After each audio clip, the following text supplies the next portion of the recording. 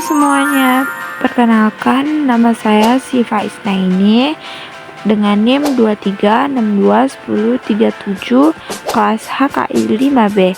Kali ini saya akan membahas hukum keluarga Islam di Irak. Negara yang dulunya pernah dipimpin oleh Presiden Saddam Hussein ini memiliki luas wilayah sekitar 437.000 km persegi yang terdiri dari 18 kegubernuran dan 1 wilayah otonom. Dikenal sebagai rumah dari peradaban dunia Islam dan tokoh-tokoh penting umat Muslim, Irak menyimpan banyak kenangan berharga dan peninggalan kuno, serta peristiwa-peristiwa besar lainnya yang menjadi bagian dari sejarah perjalanan agama Islam ke seluruh dunia, yang mungkin saja banyak orang belum mengetahuinya.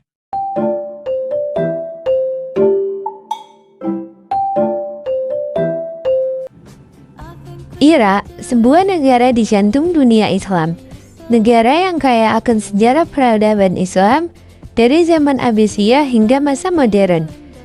Di balik sejarah panjangnya, sistem hukum di Irak memiliki keunikan tersendiri, terutama dalam bidang hukum keluarga Islam, yang menjadi fondasi kehidupan sosial masyarakatnya. Setelah jatuhnya kekhalifahan Abbasiyah, hukum Islam di Irak terus hidup melalui mazhab Hanafi, yang menjadi dasar utama sistem hukum keluarga. Namun setelah Irak menjadi negara modern pada abad ke-20, pemerintah mulai melakukan kodifikasi hukum agar lebih teratur dan bisa diterapkan oleh pengadilan negara. Hasilnya adalah lahirnya Undang-Undang Status Pribadi Irak Nomor 188 tahun 1959. Undang-undang ini menjadi tonggak penting karena memadukan ajaran fiqh Islam, terutama mazhab Hanafi, dengan prinsip keadilan dan kesetaraan yang lebih modern. Dalam sistem hukum Irak, perkawinan diatur dengan ketat dan harus dicatat di pengadilan negara agar sah secara hukum. Beberapa ketentuan penting antara lain, usia minimal menikah adalah 18 tahun untuk pria dan wanita. Namun dengan izin hakim dapat diizinkan mulai usia 15 tahun. Pernikahan poligami diperbolehkan tetapi harus mendapat izin dari pengadilan. Hakim hanya akan mengizinkan jika suami dapat berlaku adil dan memiliki alasan kuat. Mahar atau mas kawin tetap menjadi hak istri. Namun undang-undang melindungi perempuan dari eksploitasi tekanan dalam menentukan mahar. Pernikahan campuran antara muslim dan non-muslim diatur secara hati-hati. Umumnya, pria muslim boleh menikahi wanita ahli kitab, tapi sebaliknya tidak diperbolehkan. Perceraian di Irak dapat dilakukan dengan beberapa cara berikut. Hukum Irak memberikan perlindungan yang cukup kuat bagi perempuan, seperti hak nafkah selama masa iddah, hak asuh anak dalam kondisi tertentu, dan hak atas tempat tinggal sementara setelah perceraian. Namun, dalam praktiknya masih ada perdebatan mengenai penerapan prinsip keadilan gender, terutama di daerah-daerah konservatif. Dalam al-waris, hukum Irak tetap mengacu pada prinsip fiqh Islam mazhab Hanafi. Anak laki-laki mendapat bagian 2 kali lipat dari anak perempuan. Suami dan istri juga memiliki hak waris yang jelas sesuai syariat.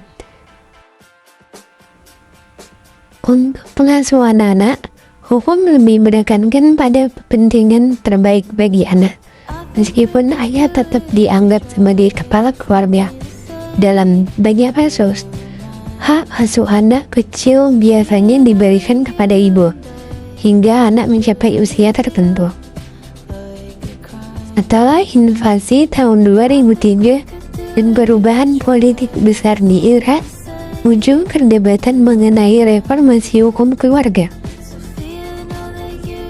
Beberapa kelompok Islam konservatif ingin agar hukum keluarga diserahkan kembali kepada masing-masing mazhab.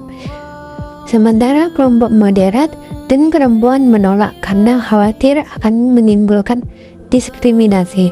Hingga kini, Undang-Undang Status Pribadi Nomor 188 1959 masih menjadi dasar hukum utama.